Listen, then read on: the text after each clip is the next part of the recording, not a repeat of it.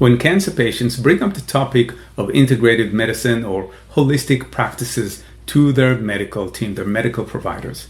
These are practices that can potentially improve their quality of life, their sense of well-being. They're often met with some level of reluctance by their medical providers, or at least with a raised eyebrow. And that's because, generally speaking, of course, medical practitioners have very little interest in anything outside of their particular scope of practice, which on some level is understandable because, after all, they're not very knowledgeable about these practices. And still, it is their patients that are losing here. It is their patients that are being robbed of precious opportunities to find relief, to improve their experience as they go through medical treatment, precious opportunity to regain sense of agency over their experience, sense of control over their lives. One of the most common reasons that I hear in my conversations with medical providers as to why they dismiss anything they consider non-medical or holistic in nature is that they really do believe that these kind of practices promote what they call false hope.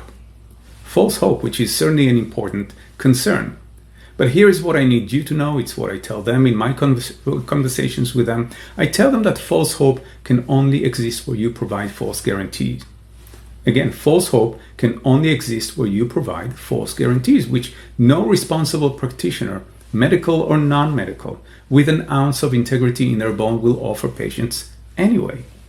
And my point to you is that when you're seeking, let's say, non-medical practices to supplement your medical care, you should always interview your intended practitioner, make sure that they're not only knowledgeable about your particular situation, but they can also, well, they're responsible enough to offer you, or that to deliver the quality care that you need and deserve. This way you get to play a more active role in your healing and recovery. And you get to avoid falling into the pits of false hope, which is important. This is how, from my perspective, you get to increase your odds for recovery, for healing and recovery. You become informed. So if you want to learn more about this topic and many other relating topics to healing and recovery from cancer and trauma, I'll invite you to use the link below this video and learn all that you can so you can get the best experience possible as you go through medical treatment. I look forward to seeing you there.